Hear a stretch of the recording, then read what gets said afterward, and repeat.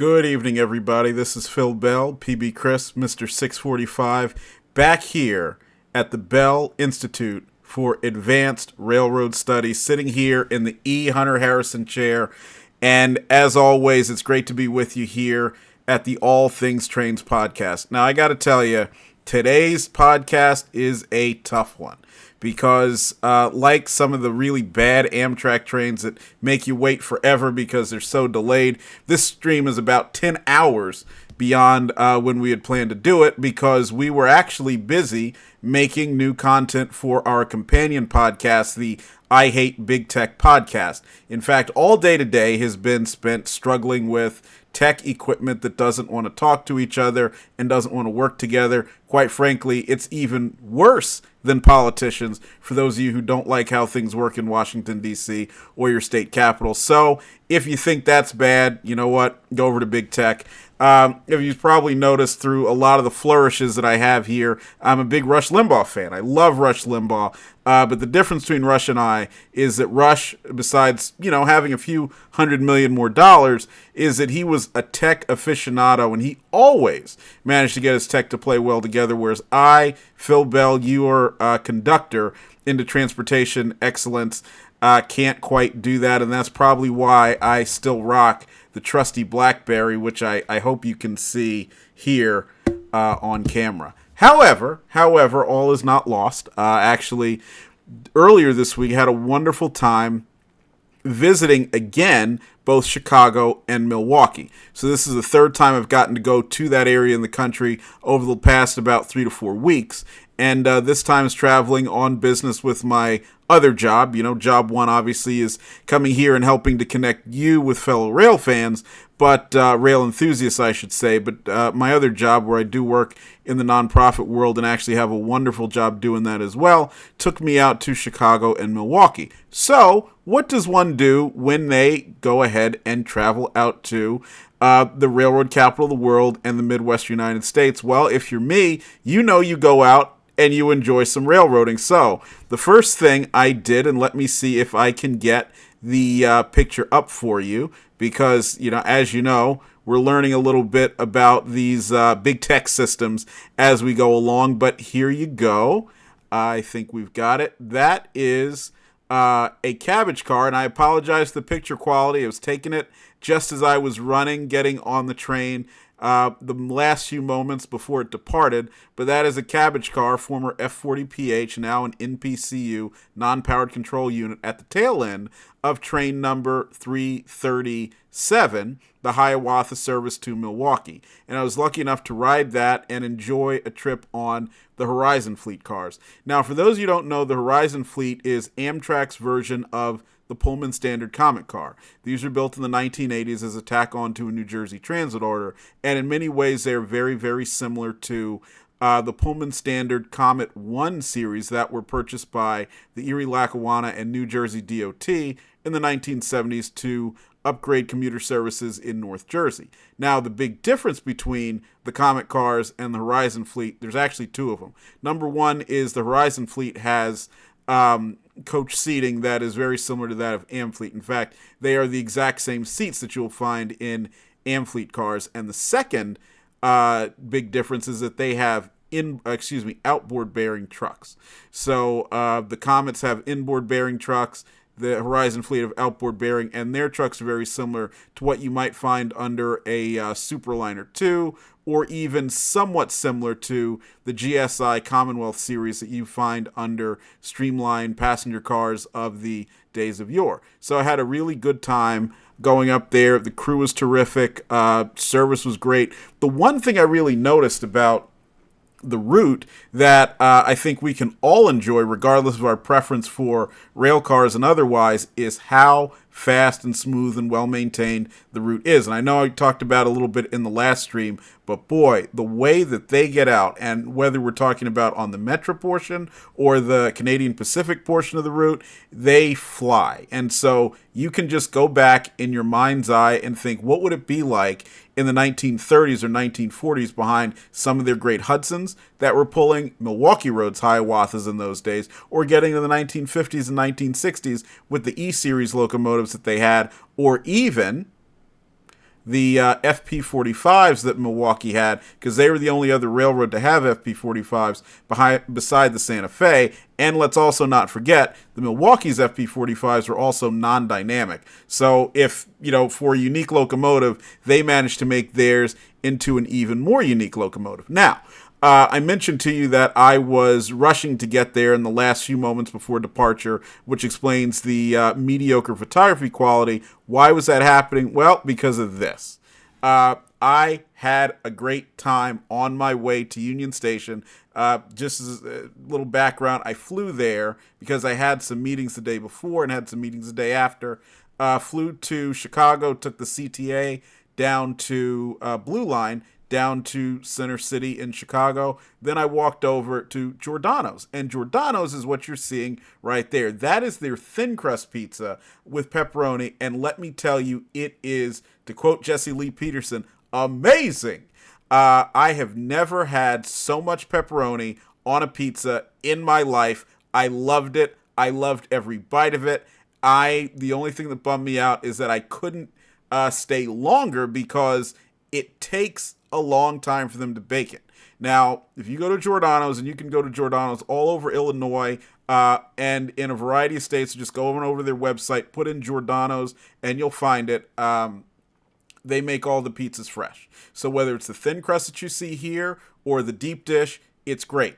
This one is located on West Jackson Boulevard in Chicago, a 6-minute walk from Union Station. So the cool thing is, whether you're taking a train or you're just doing some railfanning, you want some place to eat, this is very close to the station, so it's easy in, easy out. But the only thing you got to make sure that you do is allocate enough time because, like I said, 30 minutes for the thin crust and then 45 minutes for the deep dish. So you won't be sorry if you go there. And one of the things we like to do here on the All Aboard podcast is make sure that your rail fan and rail transportation episodes are fully explained. So we want to make sure you know how you can enjoy the railroads, where you can find everything, but also what you do when you leave trackside. And so Giordano's in Chicago, West Jackson Boulevard, 6-minute walk from Union Station, not bad at all. And by the way, if you go there, bring your camera, because there are some terrific opportunities with the CTA, Chicago Transit Authority, and their subway trains that you can get while you're crossing the Chicago River. I unfortunately didn't do it because I didn't heed my own advice. I had my camera in the camera bag, but now I know, so make sure you do that the next time that you're there. Now, the next thing that we did while I was in the area, and actually, before I go into that, I want to make sure to show you this.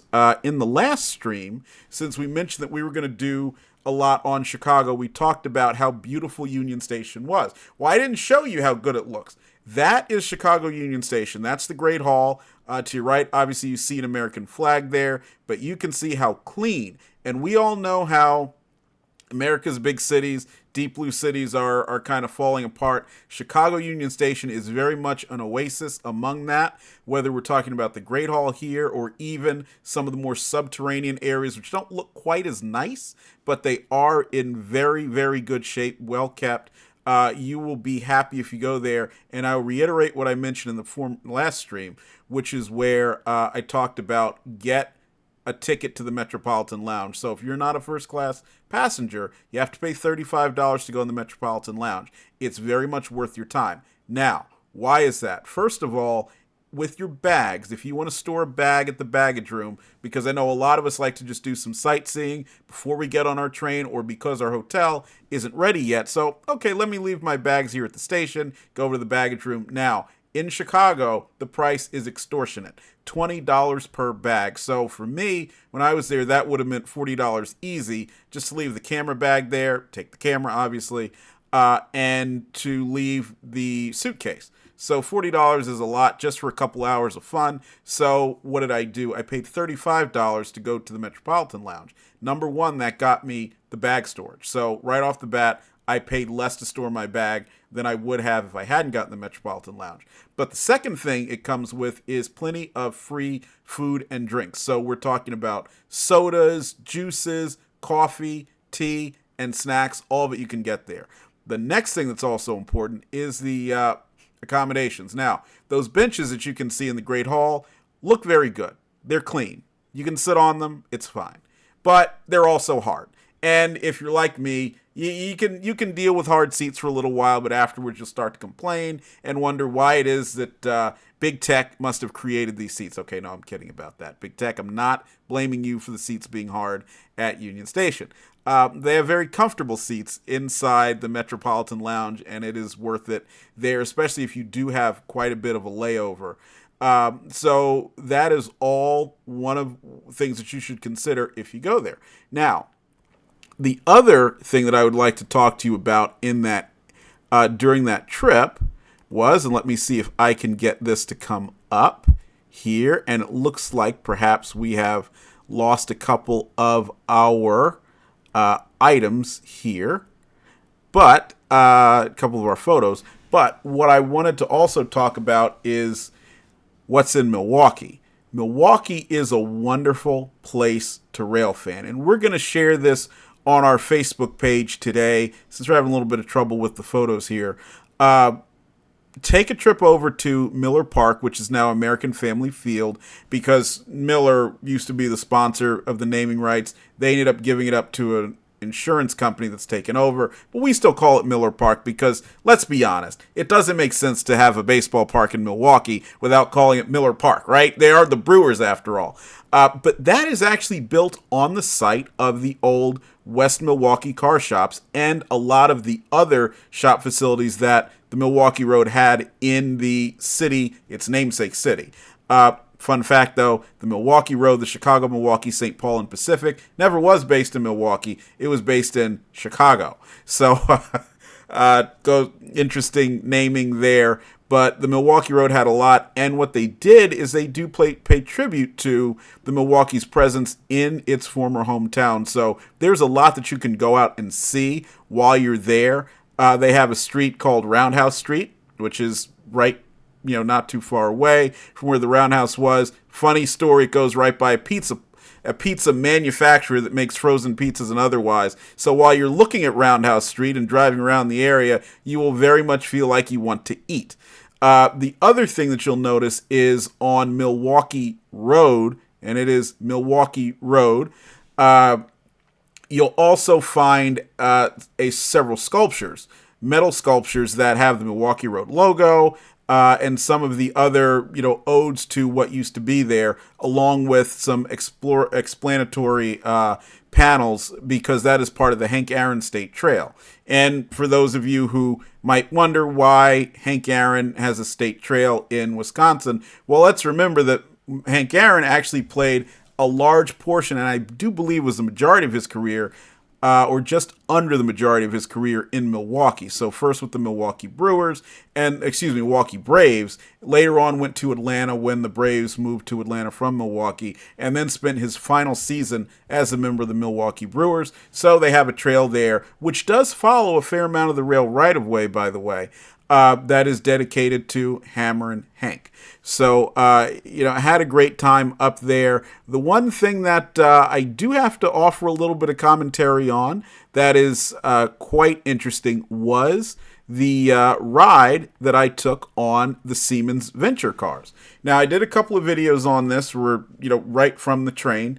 The Siemens Venture cars are pretty interesting. Now, for those who are a little, not quite inducted there, the Siemens Venture cars are part of an effort to upgrade the regional services that emanate from Chicago. So these go out to Michigan as part of the Blue Water and former Penn Central services that go to the east, Pierre Marquette, and then the Hiawatha service that goes from Chicago to Milwaukee.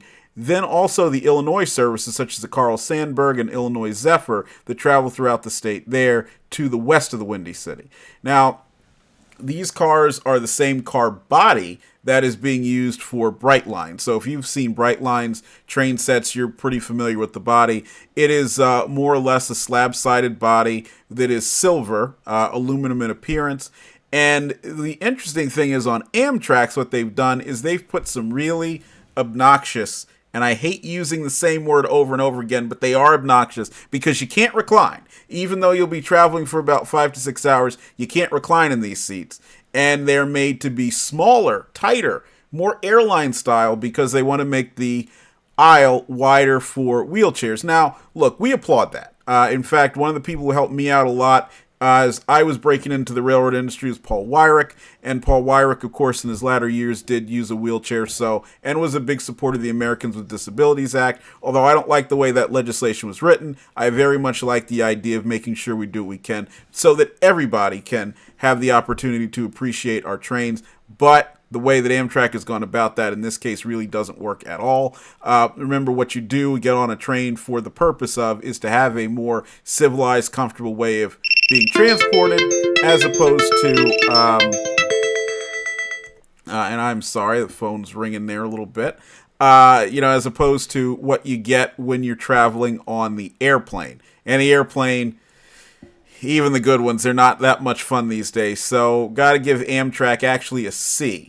And the Illinois Department of Transportation, IDTX, because they're the majority purchaser of these cars, got to give the Siemens Venture cars a C. Not an F, but give them a C because they ride very, very well. Not much in the way of lateral movement. Take the bumps and the switches incredibly well. I love that. I think that is, admirable. Siemens has done a good job with that. We give the seats an absolute F. In fact, they are so bad, they should be thrown out. They should be thrown into the same river that the TSA from the Milwaukee airport should be in. There's no reason why anybody should put up with those seats. Not on a train, not on a bus, not in any way. And also what gets a D are the bathrooms. And why? Well, we like the fact that the bathrooms are quite a bit more spacious than they are in Amfleets or Horizon Fleet cars. But what I don't like is that, number one, they haven't found a place to put the soap pump. And that's important because as you're going in there and you want to wash your hands, because washing your hands is critically important, you got to look around and find the soap because it's not screwed in or, in the soap dispenser, I should say, in any one particular place. The other thing is the toilets are a little bit wonky. I'm not going to get into that too much. Just trust me on that. They are. And finally, the doors, which are not manual open close. You still do have to touch a button in order to activate them. So it's not like you're saving yourself from something that's not quite the cleanest. But at the same time, it's very difficult to tell if it's actually closed, if it's actually locked. With the manual doors, at least you can do that and test on your own. So like I said, we're giving the Siemens Venture a C. Not quite what I think they should be doing, but at least they made an admirable effort to make new passenger rail cars. Although, like I say, what they do is they fail the basic Phil Bell test, which is, are they better than the streamlined passenger cars? And for the umpteenth time, the answer is absolutely not. But make sure you go to our YouTube channel and watch my short videos on the Siemens Venture. You'll see where I was coming from, and you can actually experience a few minutes of being aboard those cars. And I also encourage each of you, as rail enthusiasts, don't just take my word for it. Go ahead, book a trip, go out, travel, enjoy it, and see for yourself, because the cool thing about our hobby is that for all the people who are in it, we have plenty of different opinions. There'll be some of you who like it, just like some of you like Genesis engines, and I can't stand them, but hey, look, that's what railroading is all about. Now, I want to give a couple of program notes. First of all, on September 24th, we will be visiting one of our favorite states, and that is the great state of New Jersey. And why will we be visiting the great state of New Jersey? Well, let's see if I can bring up why we're headed over to the Garden State, and that is so that we can participate in the United Railroad Historical Society, the URHS's Railroad Museum for a day. Now, the URHS is a great organization. They're actually an umbrella group for several different preservation organizations in New Jersey, and they were created for the purpose of making it easier for New Jersey Transit to donate equipment to these private organizations when NJT was culling a lot of its equipment that it took over from private railroads when it was created. Now, excuse me one second. I'm going to go over and drink a little bit of our libation for the evening, which is Maker's Mark on the rocks today. And, something we definitely need after a full day of fighting with big tech. But the URHS was created to make it easier for donations. And over the years, the URHS has built an amazing amount of equipment. If you purchased our calendar last year, you know we had several photos from that. In fact, that was all over our centerfold at the URHS's Railroad Museum for a day last year. And this year, it's going to be even better because this time, the entire yard is going to be open for rail enthusiasts, of all sorts, of all ages, to go out and explore. So you'll be able to see some really neat things, whether it is the U-34CH that they are currently restoring, the new ALP-44 that was just donated, by New Jersey Transit a couple of months back, Morristown and Erie C-424, I believe it is number 19 that they have there, and 18 is at the Illinois Railway Museum, or vice versa. I can't remember which, but that is one of the two former Toledo, Peoria, and Western locomotives that came out to Morristown and Erie, and for years served New Jersey by moving freight back and forth, and more than their share of passengers as well.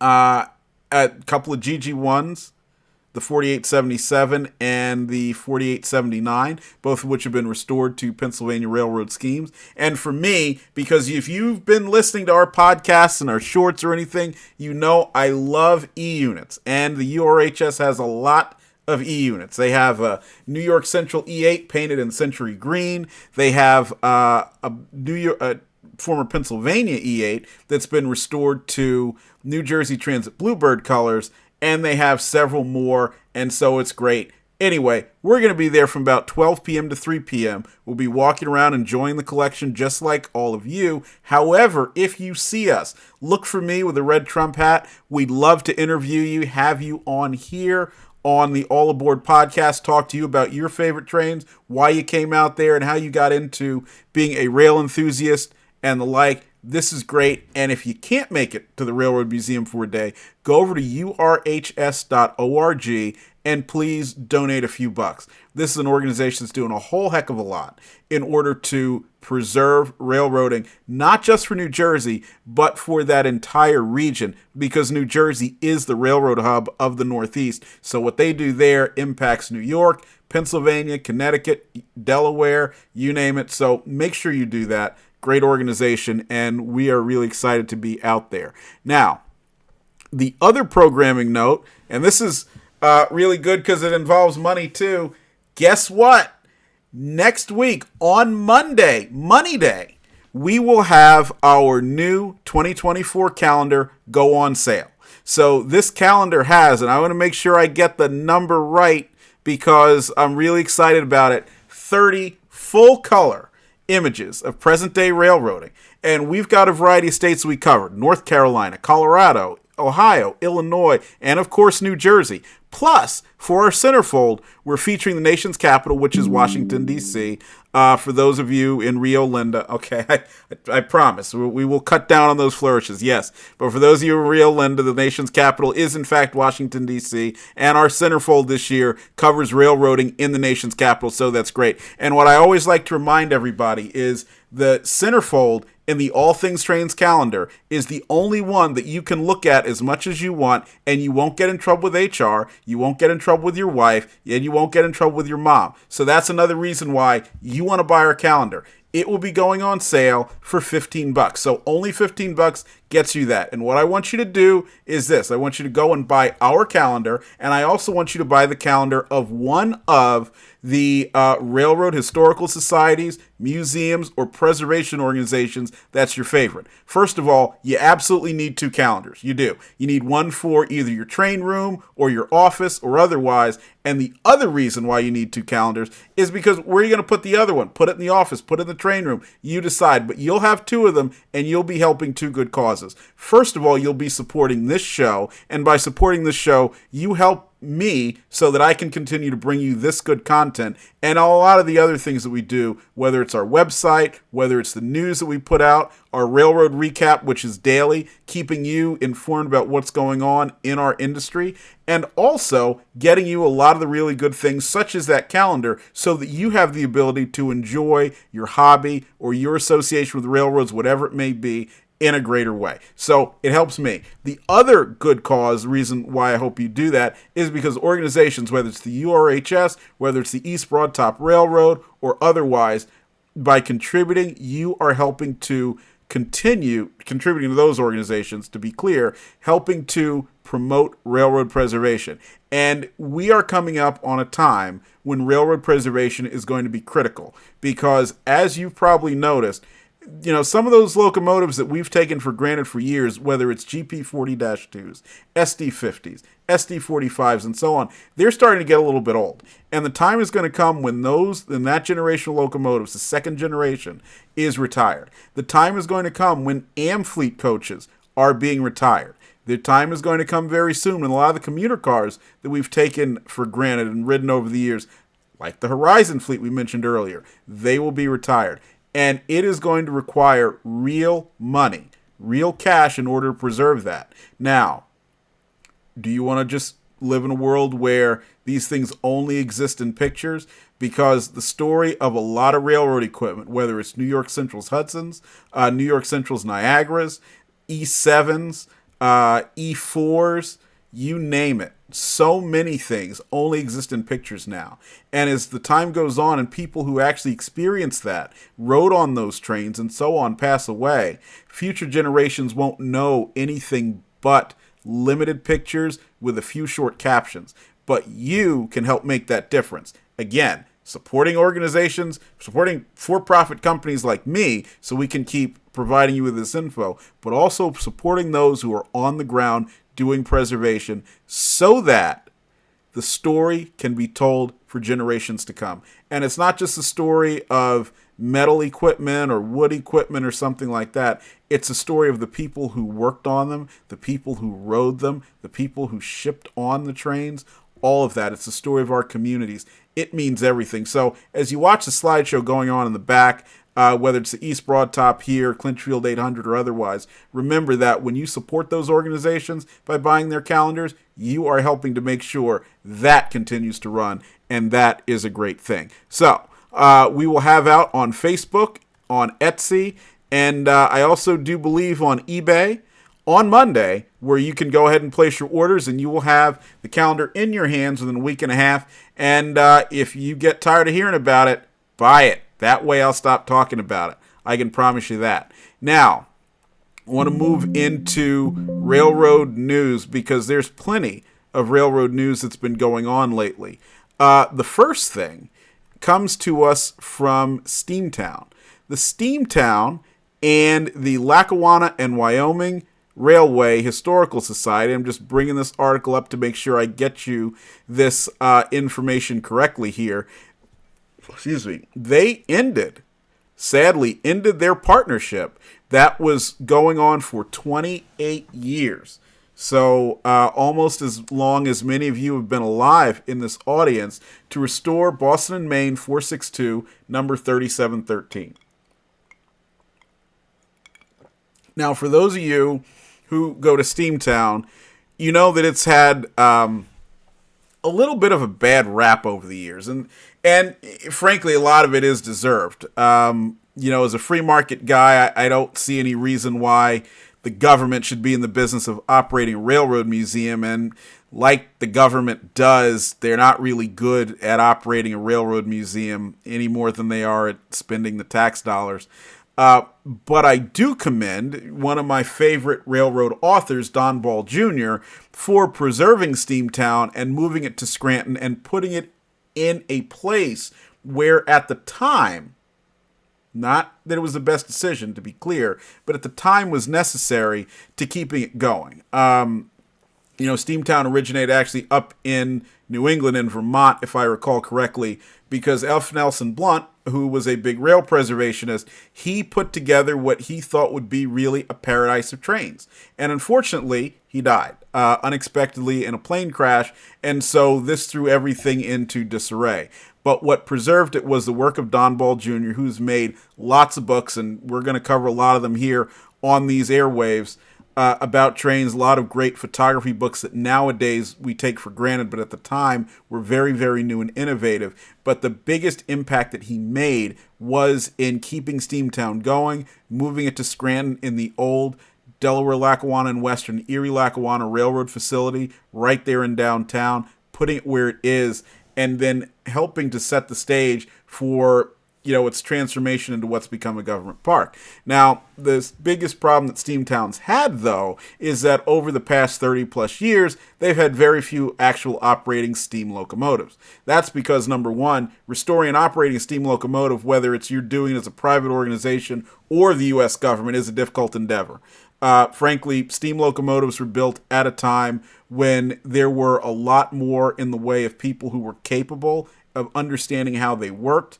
The not only formal procedures, but the informal procedures, but also a big supply chain that went along with keeping them going. None of that exists now. The people who keep steam locomotives operating, whether it's on a narrow gauge line like the East Broad Top or Milwaukee Road 261, or the folks at Union Pacific like Ed Dickens that run the 4014, they are just part of a very, very small group of people who have learned and understand what to do. And a lot of them learned from old heads who are now passing on. So for Steamtown to be able to replicate this and do it would be very difficult under any circumstance, much less the constraints that they face as being a government, part of a government agency and having all the responsibilities that go along with that. But also, and trying to cobble together a partnership to get Boston and Maine number 3713 to operate. Now, the goal has been, and it has been Steamtown's stated goal, was to make sure that, the 3713 got to operate, especially as Canadian Pacific 2317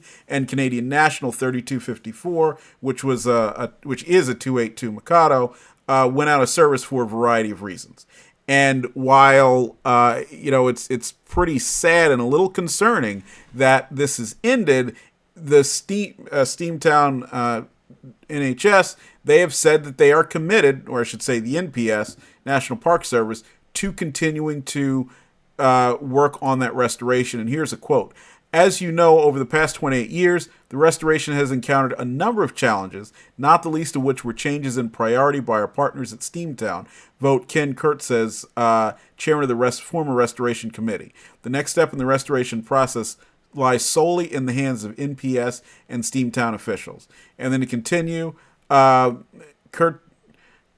Kurtz has noted that, quote, phenomenal progress was made on the effort between 2013 and 2019, and a number of significant parts of the project were completed in that time, thanks in large part to the $750,000 that the group raised. Donations and federal funding helped rebuild the drivers, air pumps, feed water pump, make boiler repairs, and build a new firebox, cab, and cistern for the tender. Those quotes have come from Railfanning and Railroads article on, sorry, they don't have the date here, but by Justin Franz, and we will go ahead and put that in the description so that you can see and peruse for yourself. But that is a big news story there. So Steamtown will be going it alone, doing their restoration without assistance from the private sector as far as the 3713. And whether we're talking about the government running Steamtown or the private sector doing it, we really want to see the 3713 operating again, because not only is it an example of something that, a lot of people haven't seen for years, which is a New England steam locomotive, and also a tribute to a railroad that sadly has now completely passed from the railroad scene, with the Boston and Maine's parent company, Pan Am Railways, being taken over by CSX earlier this year. But also because it would be great to have a bona fide American steam locomotive that's a main line locomotive to be operating at Steamtown, especially with their access to the former Lackawanna Railroad main line down to the Delaware Water Gap. It would be terrific. And frankly, again, whether I like government-run state railroad museums or not, I will say this. I will be happily out there with my camera to photograph that, and the new digital camera that I bought for video, because I really want to enjoy that, and I hope this is something that a lot of you are able to see. So now moving on, the second news item we have comes from CSX, and that is the hiring of Mike Corey, who formerly served as Chief Operating Officer at Canadian National, to serve in the same role with CSX. Now, you might remember a couple of months ago, Jamie Boychuk, who served as Chief Operating Officer for CSX, stepped down unexpectedly, and since then, CSX has gotten by with Ricky Johnson, who is the Senior Vice President of Operations. He's been handling the operating side of the operation, but Mike Corey is now there, and we're looking forward to seeing what he will bring to CSX. And Mike Corey has an interesting background. So he spent the majority of his career with CN, and then after that he went into consulting. But part of that consulting took him down under, literally down under, to Australia, where he worked in a similar operations officer role there for one of the Australian freight rail carriers. What's very interesting is that we are seeing now a lot more in the way of shared track arrangements, trackage rights, and so on that are taking place throughout the industry. Whether we're talking about governments purchasing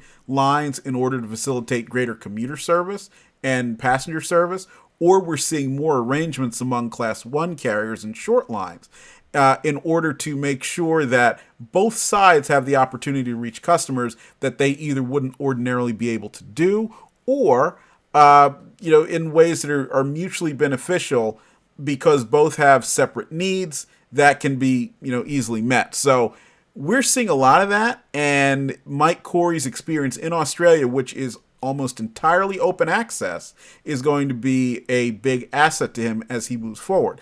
Now, open access, for those you don't know, is a totally different regime from what we have here in the United States.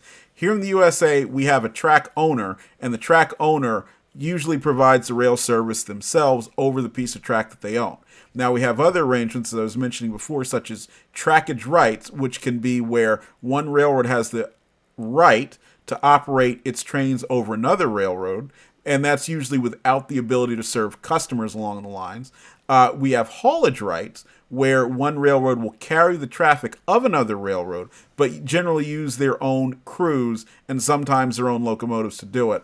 And then you have what's called equipment rights. And with equipment rights, a railroad can move its equipment, so locomotives, passenger cars, freight cars, over another railroad's line, but not in commerce. So they're not getting paid to do that. But for example, if I owned the line from, say, Tallahassee to Jacksonville, and then I also purchased the Florida East Coast, but my two routes didn't connect, while CSX might be in the middle, and they'd say, well, we don't necessarily want you to be running your own trains over our railroad because we like to handle the interchange between the two separate pieces you have. But what we will let you do is, if you have to get some locomotives off the Tallahassee-Jacksonville line onto the Jacksonville-Miami line, well, you can do it by traversing our route from point A to point B. And that would be an example of equipment rights. So a lot of these arrangements exist here. They don't necessarily exist in Australia, because in Australia, everybody can have, any railroad or any entity that becomes a railroad can have access to just about every line.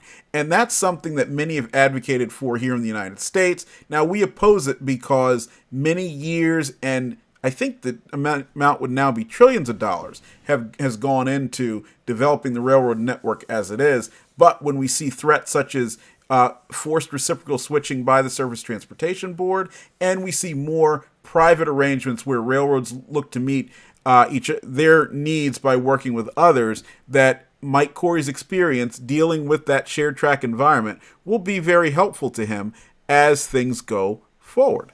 And let's see, I believe, and that was the last thing, is the reciprocal switching rule. So reciprocal switching has been talked about for a very long time. And basically that is the practice of where one railroad will move cars, switch cars for another within a certain area. And, this has been something that has been voluntarily reached as part of some of the recent mergers, especially in the 1990s and early 2000s. But it's also become a so-called solution being pushed by the Surface Transportation Board because a lot of rail customers, freight rail customers, continue to contend that their service is inadequate or their rates are high. Now, for a little background, and I want to make sure this is full disclosure, I worked with Go Rail as part of an effort to prevent the re-regulation of railroads. And one of the things that we wanted to prevent then and continue to want to prevent now is forced reciprocal switching. Because what that amounts to is a customer will say, hey, I'm located on the Erie-Lackawanna Railroad. But I look over there and I see that Penn Central might be willing to give me a better rate. So you know what I want? I want Penn Central to be able to come over here and serve my plant. Now, there's a way that can be done, and a very easy way, which is that the plant could collaborate with Penn Central and extend a siding over, or they could voluntarily work with the Erie-Lackawanna, which is their serving carrier, and the Penn Central to find a way to make that rate work and the traffic work so that perhaps the Penn Central crew would come down, switch the plant, take the cars over to their own railroad, and then take it to wherever they're going to its destination. And the Erie-Lackawanna would be paid a fee. That'd be a voluntary way of having reciprocal switching, and that does happen. However, the idea of being able to go to the government and say, hey, I want this, I want to have some other railroad come over and serve me, and I want the railroad that I'm located on to have to handle it no matter what, that's unacceptable. That is effectively taking the property of that railroad that they're located on. And let's remember, while many people will be sympathetic to the idea of what is so-called competition, the reality is this is not competition at all. This is true expropriation. And bear in mind that customers have enormous sway when it comes to where they locate their facilities and the arrangements they have with their railroads. In fact, the customers are the ones who dictate how the railroads operate, not the other way around. So it is much better left up to the private sector, to the customers in consultation and conjunction with their serving railroads and the others to determine what arrangements work the best. And quite frankly, as every traffic manager out there knows, in the instance that they can't get the rates they want from their serving railroad, there are many trucking companies that are beating down their door to provide rates that they know will work. And that's what the true definition of competition is. It's multimodal, and it comes from everywhere all of the time. Railroads are not a monopoly. Even being served only by a single railroad does not make you a monopoly. Not in a country where we have robust highways, robust air freight, robust pipelines, and robust trucking companies all over the place. That is something that the Surface Transportation Board absolutely should not do, and it is up to all of us who are either rail enthusiasts, rail employees, rail investors, or otherwise to make sure the Surface Transportation Board knows how ruinous a scheme this is and why it absolutely should not be done. And so what we're going to do here at All Things Trains is we're going to put up a portal in the coming weeks where you can make a comment, an individually written comment about why reciprocal switching is a bad idea. And what we'll do is we will take those comments and submit them on time. Unlike when this stream started, we're going to submit them on time so the Surface Transportation Board can hear from each and every one of you, because this is truly an existential threat to our industry. And while things might be working well in Australia, things also develop quite a bit differently in Australia. And over time, we will explain the development of the railroads both here and in other countries, so you can understand why our model of private ownership and private operation continues to be the envy of the world, especially as it goes to freight rail. So that is it with the news, and we are going to move on to the main event that we have for you today, and that is talking about the Atlantic Coastline Railroad. Now, you might remember it was about a week ago when we put our last podcast up. All Things Trains podcast. Got to make sure to keep saying the name over and over again so you don't forget. We did it, and we talked about the Seaboard Air Line Railroad. Now, I did that in large part because the Seaboard has a special place for me. That's one of the places where I grew up in Tallahassee, Florida, so we had the Seaboard.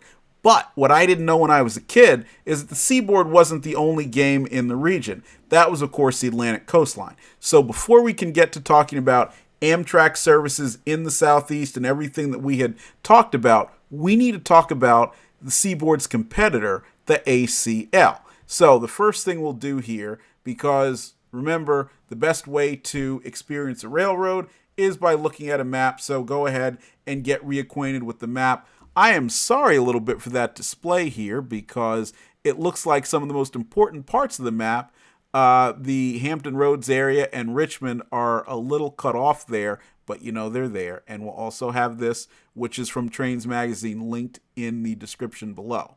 But you can see that coming down from Richmond and the Newport News area, the Atlantic coastline came down to Rocky Mount, North Carolina, which was always an important locale on that carrier and remains so for CSX today. Going down into Wilmington, North Carolina was the headquarters for the ACL for many years until they moved, I believe, in 1960, the headquarters to Jacksonville, in a building where CSX now continues to have its headquarters. Now, Winston-Salem was another important locale. Charleston, Savannah, Augusta, Jacksonville, and then all the way down Orlando, Sanford, St. Petersburg, Sarasota, dense network of lines in Florida, then going out west, Montgomery, Birmingham, and then Atlanta. So those are a lot of the big locales on the Atlantic coastline, and you can see it very much fit its name as operating on the Atlantic coast. So let's get into a little bit of the history of the ACL. So it began with, the Petersburg Railroad. So that ran from Petersburg, Virginia to Garysburg, North Carolina. And Garysburg is located in Northampton County. That is in the same Roanoke River area of northern North Carolina that the Portsmouth and Roanoke, which was the Seaboard Air Line's earliest predecessor, was built to serve. So you could see early on, with early railroad development, it was predicated on two things. Number one, it was the need to move cargo. As much as we romance passenger trains, and we're going to talk about passenger trains today, the number one impetus for building railroads then and for them to operate today was to move freight. And this is because, keep in mind, one of the most difficult things that we had as an early republic was freight movement. And keep in mind, in Europe, they had a lot of roads. Now, they didn't have interstate highways, but they had a very, big network of Roman roads that helped tie a lot of it together because the Romans, centuries before, had put them together. The other thing that Europe had that we didn't quite have was also more centuries of being populated in what had become, just established centers of commerce. So if you were going to some place like, let's just say, from Paris to some of the surrounding communities, the paths were pretty well trod. But even in the 1830s, the U.S. continent wasn't quite that way. You had before a lot of Indian tribes, but they lived quite a different way than the people who first were settlers and then early colonists and later citizens of the early U.S. Republic lived. And so moving freight was very difficult. That's why you see a lot of the settlements would take place near rivers, because it was relatively, or I should say comparatively easy to move freight along the river with small boats. So if you've ever watched some movies that are set in the 1700s or the 1800s, you might see someone with, small boats. They're moving lumber, trees, so forth down the river. So that was one way. As we started to build a network of roads, in some cases turnpikes, in other cases just regular roads. And of course, when I say turnpikes, we're not talking about paved multi-lane highways. We're talking about dirt roads where somebody was set up from time to time to take some money from you, because just like today's highways, you had to pay to use them. It got a little bit better, and so then it was easy to use a horse and carts to move a lot of the freight. But these railroads helped to solve a lot of the problem of moving goods from farms to market, or lumber from forest to where they could be worked on, and converted into, or I should say, trees from there to where it could be converted into lumber at a sawmill, where you could take a lot of these virgin commodities and so forth and make them into something that was useful. So the Roanoke River area, although it's still relatively underpopulated for where it is, and the sort of transportation systems that go through it, that was a hotbed of railroad development in that time. So the Portsmouth and Roanoke, that was the beginning of the Seaboard. The Petersburg Railroad, the beginning of the Atlantic coastline. So 1838, the Petersburg Railroad and the Richmond and Petersburg, which went exactly from where it said, Richmond, Virginia to Petersburg, Virginia, they started to collaborate, and they created a through route from Richmond to North Carolina. Now, this is what we do right now as we travel from Richmond into North Carolina along I-95 or on CSX's A-line. So the movement patterns of people has been the same, and the railroads really did just follow that. Now, fast forward a few years, 1871, we get to one of the people who is a central player in this, and that is our friend William Thompson Walters. William Thompson Walters, we talked about him before. He is the father of the Walters Art Museum. He was a merchant in Baltimore, and he took over these railroads. He took over the Petersburg Railroad, the Richmond and Petersburg, and several others, which included the Wilmington and Weldon, the Wilmington and Manchester, and the Northeastern Railroad. And those railroads together started using the name Atlantic Coastline. And recall, this is the same thing that happened with the Seaboard Air Line when several different railroads, starting with the Portsmouth and Roanoke, decided, okay, look, you know what? We work together. We can actually call ourselves by one name, so that way people will understand that we have a contiguous system, which they did, and also would be much easier to market. So they did that then, and of course, as I mentioned, more than 100 years later, actually more than 150 years later, these same railroads or their descendants would do the same thing when they started to call themselves the family lines, and later on the Seaboard system. But William Thompson Walters, who you see here, he takes things over and he creates the Atlantic coastline. Now you've got a railroad that's running roughly from the Newport News area and the Richmond area down to Charleston, South Carolina, and getting into Georgia. So things are going pretty well, and it's growing. Now, let's go on to the next chapter. That comes to us from another industrialist who got his start in the east and in the, I should say, north of the service territory of the Atlantic coastline, because in this case the individual was born in Connecticut, and that is Mr. Henry Plant. So Henry Plant is one of the three Henrys, so Henry Plant, Henry Walters, and Henry Flagler, who helped to develop the state of Florida. But Henry Plant, and I want to mention that he was born in Connecticut, but as a young man, he started working for the Adams Express Company. And the Adams Express Company, somewhat like Wells Fargo in a way, it was an 1800s era version of today's FedEx and UPS. They moved small packages and letters. But the interesting thing about the Adams Express Company is that it still exists today as the Adams Fund, which operates several publicly traded mutual funds, and a part of its business was expropriated by none other than Woodrow Wilson and merged into what became the Railway Express Agency. So this is one of the cool things that happens when I get to researching and talking about trains, is you hear a lot of really interesting things that you never thought you would know. First of all, that a company like this is still around, or a descendant of that company. That's number one. But number two, that part of it went on to become part of the Railway Express Agency. And the Railway Express Agency itself was also a forerunner of today's FedEx and UPS. So we're actually going to do, now that I know this, an episode in the future to talk about Adams and talk about the Railway Express Agency. But back to Henry Plant here. Henry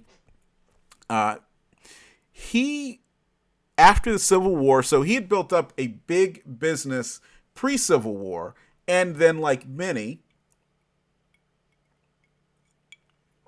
lost the business then.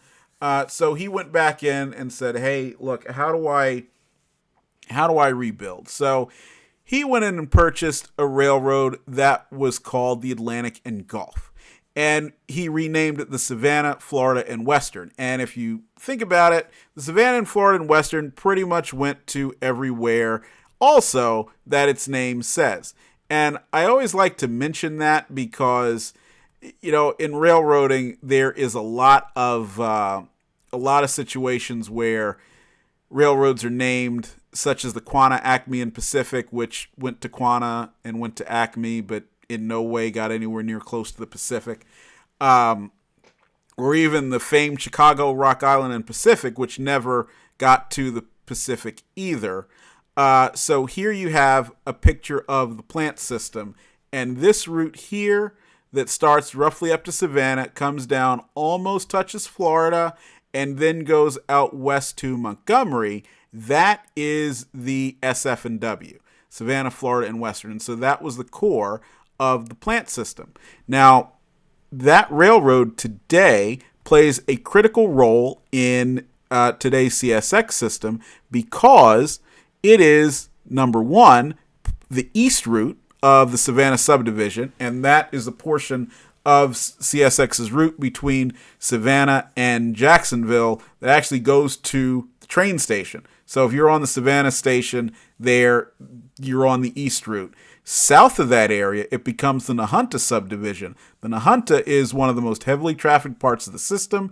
You've probably heard a little bit about it a few years ago when a filmmaker decided that it was a good idea to set up a bed on a railroad track and have a bunch of people go out on a bridge to film a scene for a movie, and ultimately and unfortunately someone died as a result of that, and other people were severely injured. That was at Doctortown, Georgia. Doctortown is on the Nahunta subdivision. What that filmmaker, of course, either failed to realize or simply didn't care is that's actually one of the most heavily trafficked pieces of railroad, not only on CSX, but in the entire United States, because it carries traffic that is coming from the Northeast and also the Midwest that's headed toward the Southeast. So you have the Nahunta subdivision, and then that goes down to Jessup, Georgia. Now, at Jessup, you have a split. Going south of Jessup directly is what we call the Jessup-Folkestone Cutoff, and that continues with the name Nahunta subdivision. But going southwest of there, it becomes the Jessup subdivision, which takes trains to Waycross, Georgia, and the expansive Rice Yard, where CSX classifies cars for movement throughout Georgia, Alabama, Florida, and even the Carolinas. Plus, it's the home of one of CSX's two major locomotive shops, the other being Huntington, West Virginia. And for a little bit of fun trivia, that's now where they keep the office car special. So we could talk a lot about that because the SF&W has a very rich history and it has a very unique set of operations because there's just so many different pieces of it now. But we like to, push other content creators out there, and one of the best out there in our space is Distant Signal with the famous Danny Harmon, Railfan Danny.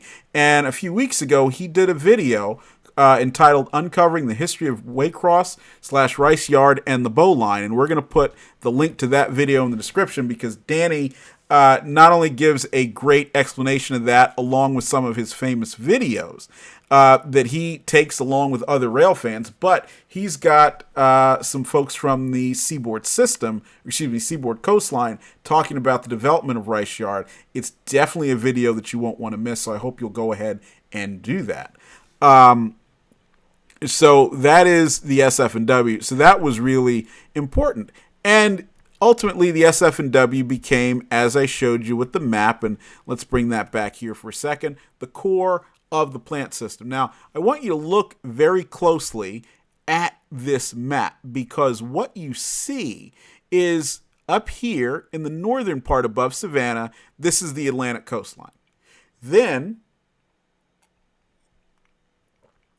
as you go to the west here in Montgomery, going north of that is the Louisville and Nashville, and that takes you into the Midwest, into the upper South, Nashville, of course, Louisville, but then above that, you're only about a day in those days trip from Chicago. So that takes you right into the heart of the Midwest industrial center. Also, to the west of here from Montgomery, you're not very far from New Orleans, and that's a major port city. So you can see why the plant system was very valuable, not just for Florida, but also because of what it did in providing the Atlantic coastline with these connections to the Midwest and the West. Now, as you go a little bit further south, and I want to make sure we cover this too. See this area down here? You've got Tampa, and below it, now there's not much track there in this map, but it did come not too long after this was done, and that goes to what is called Bone Valley. Bone Valley is an area of phosphorus deposits in counties such as Hillsborough, Manatee, and Polk in Florida.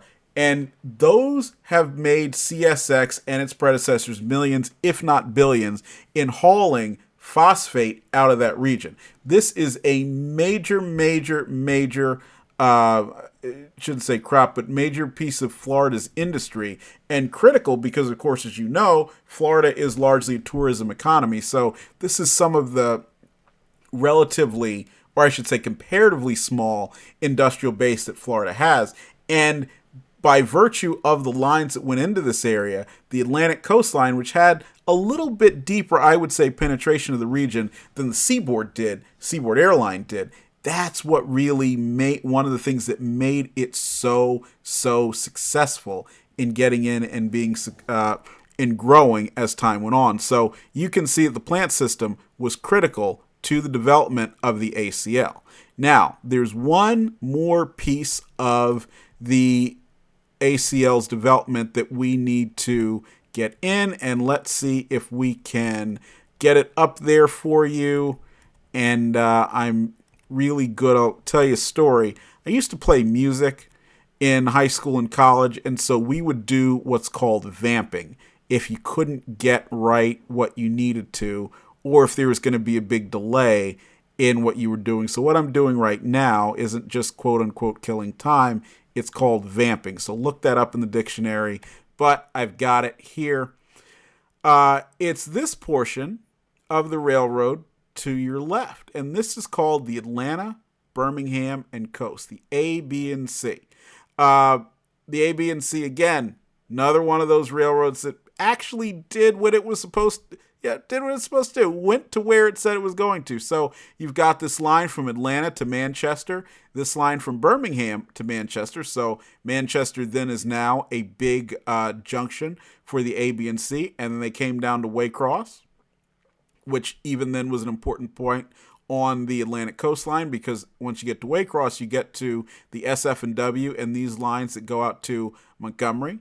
You also have a piece of the AB&C, which is the former Brunswick and Western, that goes out to Brunswick. Now, that doesn't mean a whole lot these days, but at the time, Brunswick, again, that was another port city, so that offered opportunity for growth, and at a time where steamships were a critical part of every transportation system. So I should recap that not only did the Atlantic coastline, but the seaboard as well, they were all extensively involved in steamships and packet boats and so on, because even though railroads were growing and they were taking over commerce, they also were not the only way to move traffic. So it behooved the leaders and owners of these railroads to be involved with every mode. And so, of course, steam shipping was critical, and therefore access to some place like Brunswick was invaluable at the time. Should also note that the AB&C, it crossed this line. This is the Jessup-Folkestone cutoff. That's where the passenger trains operate today. And back then, it was also important for them to do that too. So you see why the AB&C was a critical part of the Atlantic coastline and its development. So now you've seen all of that together. And I want to point out before we go on too much further to relate this to present day operations. The AB&C, here are the important pieces. The Fitzgerald and the Manchester subdivisions, those connect Waycross with the Atlanta area through Manchester, where the big junction is. And then also you have the Lineville subdivision that takes trains out to Birmingham, Alabama. Now, why is Birmingham so important? Well, that's because both in the pre-CSX days and the present day, you had a robust interchange with Western railroads through Birmingham. Now, before this was the Frisco, the St. Louis, San Francisco, which was a great way of connecting from the Birmingham area out into the, I don't know how to characterize that area, but we're talking about Oklahoma, Arkansas, even headed up into Missouri and Kansas. So the Frisco was an important part of that. The Frisco also, incidentally, for a while, controlled the central of Georgia before ultimately losing control of that to the Illinois Central first and the Southern Railway later. So you can get an idea of how, when you think about those railroads connecting, what the traffic patterns were, have been, and continue to be. So Birmingham was important to the Atlantic coastline because it provided that outlet, but it remains important for CSX today because that is where they interchange with BNSF, and now they do have through lanes, particularly with intermodal traffic, that takes it all the way out to Los Angeles. So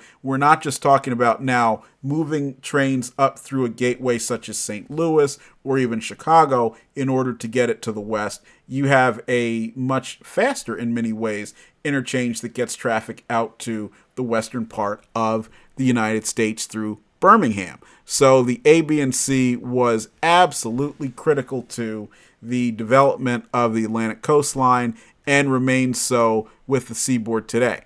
So what are we going to talk about from here? Because I'm not done talking about passenger trains. Excuse me, I'm not done talking about the ACL, but we will get to passenger trains.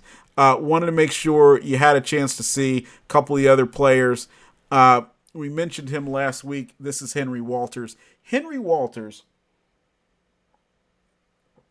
is an important and interesting figure in the Atlantic coastline's development. Now, Henry was the son of William Thompson Walters. And Henry was an interesting guy because he managed to build a lot of important relationships that ultimately served the Atlantic coastline well. The biggest relationship that he built over the years was with none other than J.P. Morgan himself. Now, I want to just recap a little bit. J.P. Morgan was important to the railroad industry because he was the person who took what was a fledgling and growing industry that was, I guess, to somewhat quote the Bible, without form, and he very much gave it form. And I don't entirely agree with everything that J.P. Morgan did because I do believe that railroads would ultimately have grown and been highly successful without efforts to curtail competition. But J.P. Morgan and a large number of the people at the time who were involved believed that if there was nothing but unbridled competition, it would ultimately lead to financial ruin for everyone. And so using this as his paradigm, J.P. Morgan went out and he reorganized. And again, the term isn't really reorganized, but remorganized railroads in order to get them into good financial situations, number one, but also to create communities of interest. Now, this communities of interest idea went even further into being, I guess you could say, de facto combinations, as you saw railroads such as the Pennsylvania Railroad and the New York Central heavily invest in the Chesapeake and Ohio, for example. The Pennsylvania heavily invest and ultimately control the Norfolk and Western because these arrangements cut down on just strict competition on rates and started to emphasize service. And that aspect is something that I really do find to be beneficial, is the emphasis on service that came out from the J.P. Morgan era. Some of his least, I guess you could say, enthusiastic efforts involved the New York, New Haven, and Hartford, where a lot of people, even to this day, still blame him for killing the New Haven, although he was also responsible for creating the New Haven as we know it.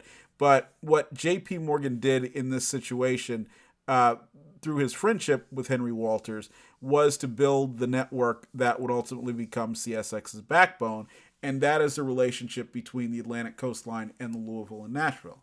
So in the early 1900s, J.P. Morgan helped Henry Walters take control of the Louisville and Nashville. Now, for a long time, that control was a 30% ownership stake. And it stayed that way, I believe, until the late 1970s, mid to late 1970s. And if I'm wrong, I hope somebody will come and correct me, because some of this I'm just going off from memory on. But even that 30%, you have to think about in terms of companies that had highly diversified shareholder bases. 30% was enormous.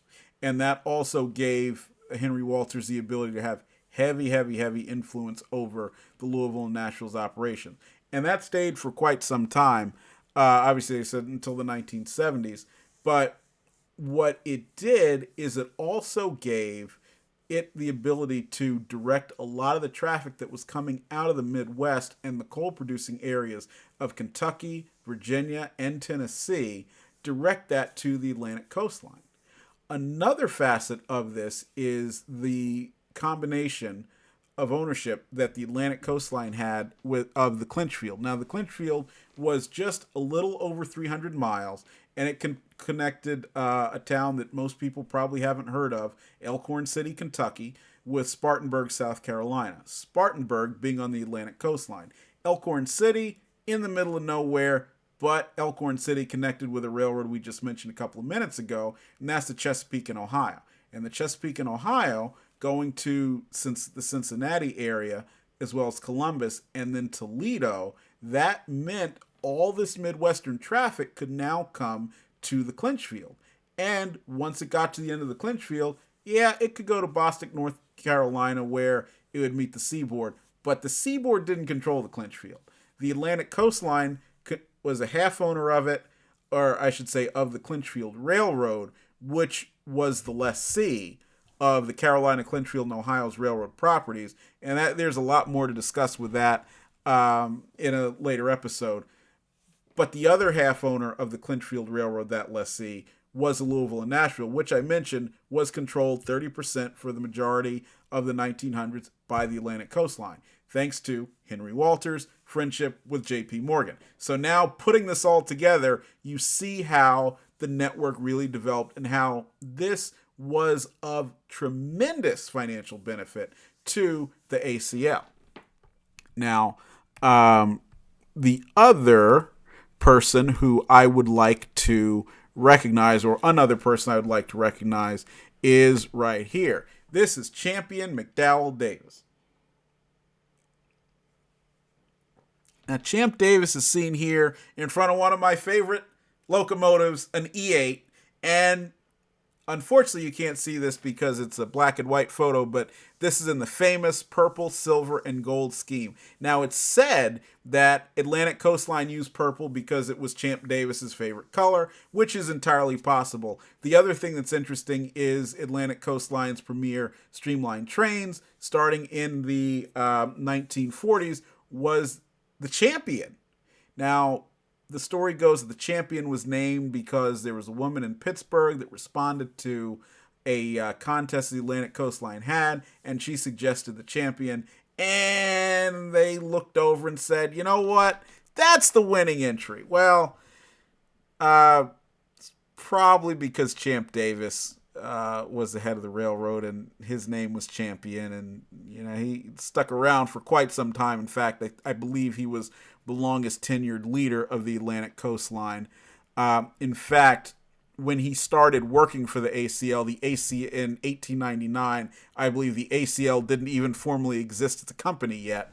So that gives you an idea of the type of influence that Champ Davis had over the ACL. But he is important to mention because it's unfortunate that for all the influence he had of building what would become a core of today's railroad system, he gets very, very little recognition. And partly that's because, he was gone by the mid 1950s. And unfortunately, we're getting to the point now, as I mentioned earlier, where a lot of the folks who were of that era, unless they were heavily, heavily documented, the sort of stories that would come about them anecdotally would, simply are not being told because the people who knew them, worked with them, or worked under them are passing on.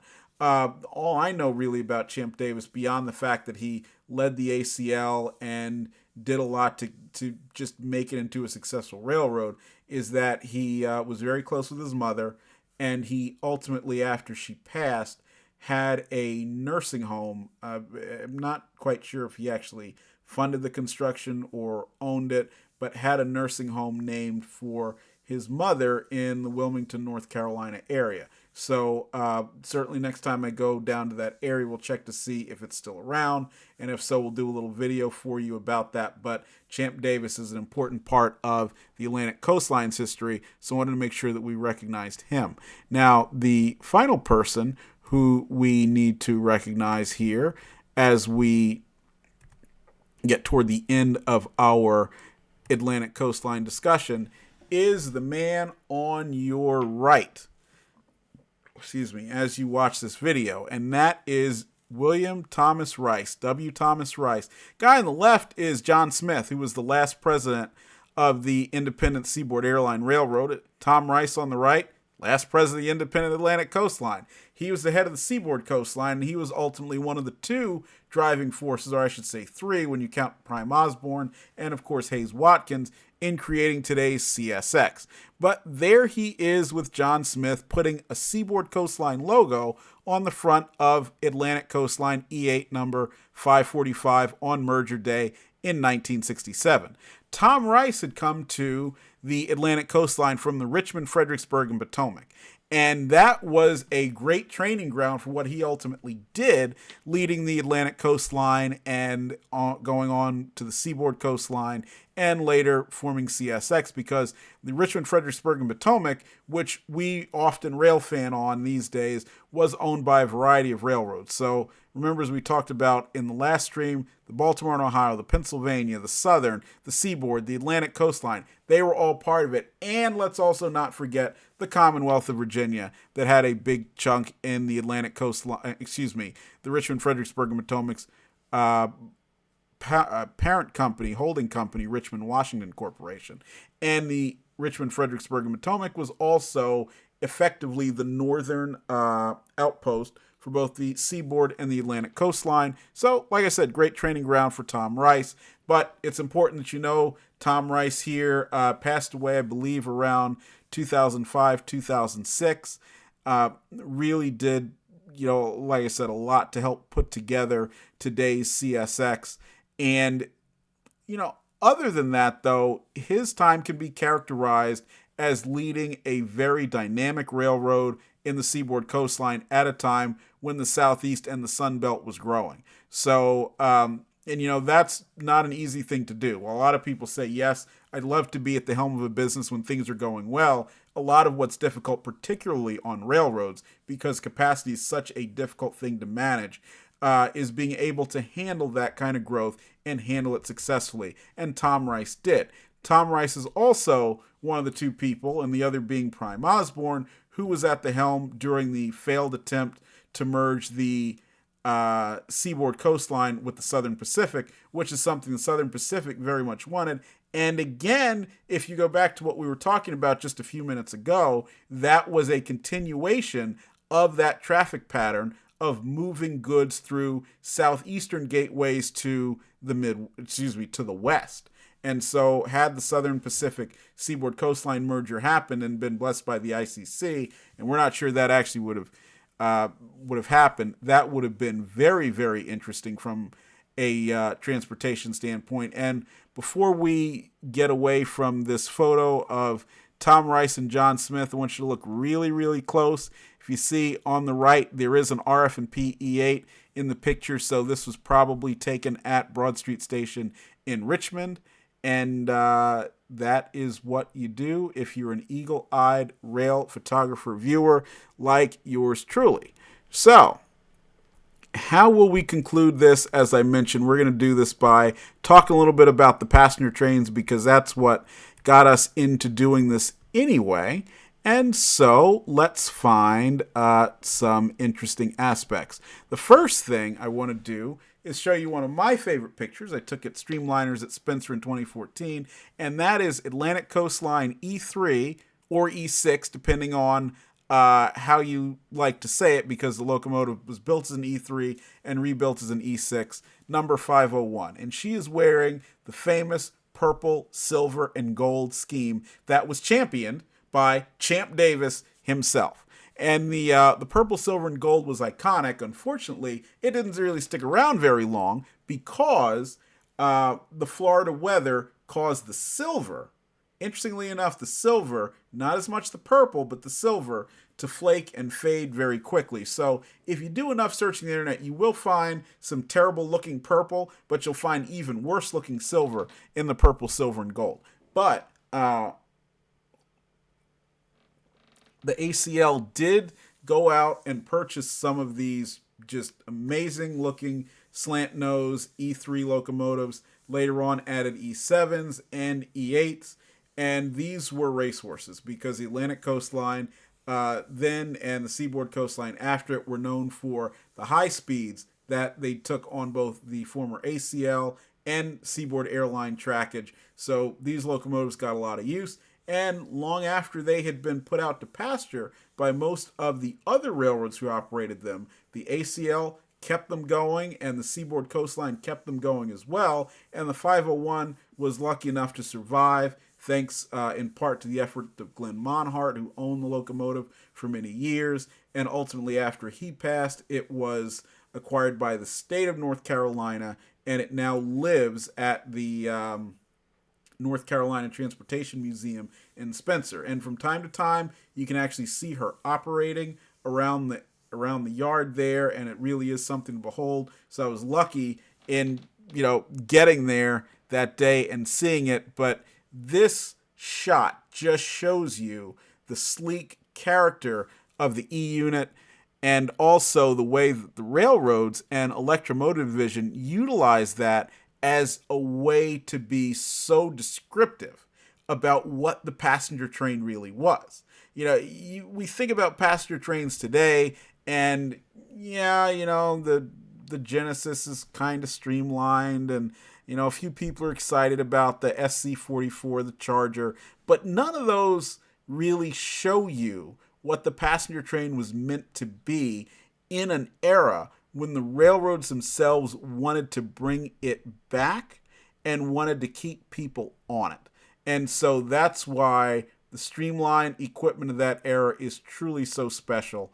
And as I like to say, I like to think of the streamlined era as an illicit love affair. It was short, it was fiery, it was amazing. No one can forget it, and just about everybody wants it to come back. And when you see something like ACL 501, you get an idea of what the railroads were really hoping to do in those days. And that wasn't to just treat you like cattle. It was to get you on the train and to make sure you stayed there. So that is one thing I wanted to make sure you saw when we're talking about the Atlantic Coastline's passenger trains. Now you know what they look like. The second thing I'd like to do here is go to our timetable. And what we like to do here is utilize the timetable as a way to demonstrate to you, what the railroad looked like. And so in this case, we are using the December 15th, 1966 through April 29th, 1967 timetable. We'll show you here. This one is not for sale because it's part of my personal collection, but we will have similar items, both Seaboard Coastline and other Atlantic Coastline, along with, of course, Seaboard Air Line timetables available for sale on our Etsy, on our own website, allthingstrains.com, and also through eBay. So the first thing I'd like to do here is give you, that's right, beautiful women. I'm a red-blooded American male. I love beautiful women. And yes, as we showed you with the Seaboard Coastline timetable last week, the ACL well, they love beautiful women too. And so you can see, but, this wasn't just for the purpose of, getting guys like me to be a little bit happier when you open up the timetable, but it's also because what do these railroads do? Well, they serve Florida. And so a woman in a bathing suit really makes sense when you serve Florida. And what you see here are advertising the Florida Special, the East Coast Champion, the West Coast Champion, and then the City of Miami or the South Wind. And so that's because by this point, the third train of that Chicago, Florida Troika, the Dixie Flagler, had been renamed the Dixieland and ultimately cut back and was no longer one of the three trains. It was operating, three streamlined trains, I should say, operating between Chicago and Miami. So you get an idea there of what we're looking at. Number one. Number two, here is the route map. We've seen route maps already, but here's a route map of the ACL from the middle of the timetable. And now I bring that up because I wanted to make sure that you see, as you look closely, number one, where the through streamliner services are, and those are the trains we're primarily talking about, running from Richmond down into the southeast. What's notable, though, is by this point, you see, or actually what I should say I find notable here is that it doesn't show a heavy black line going down to Miami over the Florida East Coast Railway. Now, I have to take a quick look here because I cannot remember what date the FEC began their strike. And I will go ahead and vamp a little bit more while I look for that. But you will remember, some of you older rail fans, that the Florida East Coast Railway went on strike. And it went on strike in 1963. That's because the Florida East Coast, for many of those years, was controlled by the DuPonts through the Edward I. Ball by Edward I. Ball, but by who operated on behalf of the DuPonts. So, and it was I think Alfred I. DuPont Testamentary Trust that actually controlled it, because the DuPonts had become heavily involved in Florida real estate, and one of the things they did is they took over the St. Joe Company, which brought with it the Florida East Coast and the Apalachicola Northern. And now you're wondering, Phil, why are we talking about the Florida East Coast and we're not talking about the Atlantic coastline? Well, that's because the Florida East Coast served as the Atlantic coastline's access to South Florida, southeastern Florida, and Miami. And so its trains, the ACL's trains in Jacksonville, after going through the legendary Jacksonville Terminal / Jacksonville Union Station complex, and then they would go south to Miami along the coast. But due to the strike in 1963, they could no longer do this.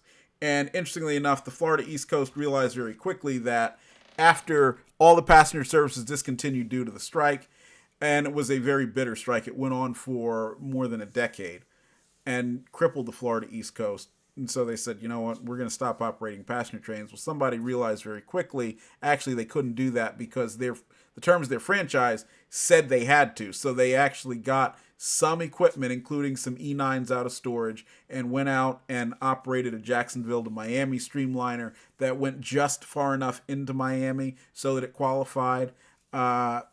And so it was very sad, and that's really why, until Brightline, you didn't see any passenger service of any sort on the Florida East Coast. But so that's why you don't see here, as you look at the map, you don't see a heavy black line going down the coast of Florida because Atlantic Coastline's trains were no longer operating there. And to move on to a couple of other items from the timetable here, let's get you to see a couple of other things. So the big trains, I should say, that the ACL was known for were the champions. So we've already covered that they were more than likely named after Champ Davis himself. However, it's worth noting that they were offered as a response to the Silver Meteor that we talked about in detail last week. The East Coast champion was originally the champion and operated from New York to Miami on the Florida East Coast between Jacksonville and Miami, Pennsylvania from New York to Washington, and the Richmond, Fredericksburg, and Potomac between Washington, D.C. and Richmond, and then, of course, from Richmond to Jacksonville on the Atlantic coastline, which was its owning carrier. And so this was another one of the small, the short 7-car coach trains that was put together by the Bud Company, as very similar to what was offered by the Seaboard. Well, this train, just like the Seaboard Silver Star, was very successful, so they decided to introduce another champion, which was then called the West Coast Champion. That time, the champion became the East Coast champion. Then you had the West Coast champion, which operated from New York to Tampa and St. Petersburg. Now, it's important to note that they operated to Tampa and to St. Petersburg, but not on the same train. So, whereas in the Amtrak era, Amtrak would split trains at Jacksonville or Wildwood, with one section going to generally Miami, the other section going to Tampa or St. Petersburg, and the St. Petersburg section would operate over the same route through Clearwater and then head down the peninsula into St. Petersburg. But the Atlantic coastline and the Seaboard coastline didn't quite do that. And so if you look very closely at the West Coast Champion portion of this, you'll see that at 10:25 a.m., one section of the train left and went to St. Petersburg via Gainesville, Ocala, Leesburg, and Clearwater. And that's on a line that's no longer there. It was torn up by CSX in the 1980s. While the main section of the train went through the route that we're all very familiar with, that's now operated in part by Sunrail through DeLand, Sanford, which is the site of the auto train terminal, Winter Park, Orlando, and then crossing the Seaboard Air Line at Auburndale before stopping at Lakeland, Plant City, and Tampa. Now, at Tampa, that Tampa section would then continue to Bradenton and Sarasota. Now, we should also remember that Bradenton, Sarasota, Naples, Fort Myers, while they are not on the Amtrak map today, they were all, or I should say, the directly served Amtrak map by train. They were important parts of the services provided by the Atlantic Coastline and the Seaboard Air Line. So those communities saw trains for many, many years, even though Amtrak chose not to add them as part of their services when they came about. And now one last item that I would like to add here, and I will put this over because we're just about to run out of time here, and this is everybody's favorite Florida Special. Now, the Florida Special, as we mentioned last time with the Orange Blossom Special on the Seaboard, this was the way that they got passengers, snowbirds from New York to Florida as fast as they possibly could. Because if you're like me and you spent time in the Northeast or New England, you don't want to stay there when it gets too cold. You want to get OUT as fast as you possibly can. And of course, they utilize the Florida Special to do this. So you can see there the very quick schedule, which had far fewer stops than either of the champions did. And of course, the same goes for the Silver Star and the Silver Meteor. Now, let's see. And one more thing we're going to add because, hey, I can't resist. It's interesting to look at the fashion show on the Atlantic coastline here in contrast to the one on the Seaboard coastline, because a number of you remarked how on the Seaboard coastline fashion show, there was a guy that looked like he was probably having much, much more of an eyeful of the woman in a bathing suit who was posing during the fashion show on the Florida Special in the later 1960s. But in the earlier 1960s, you see that a lot of the audience is, in fact, women. So it wasn't quite the sexist show that some of you have attempted to make it out to be. Look, I'm a red-blooded American male.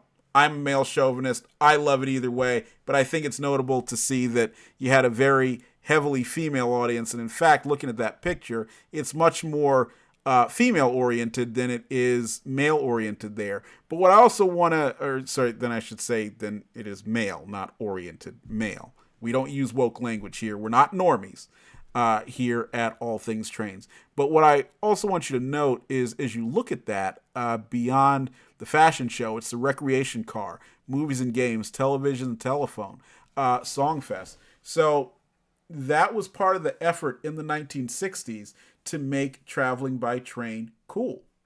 Because you have to remember, the fastest way at that point that you could get from the cold Northeast to warm Florida would be on Eastern Airlines.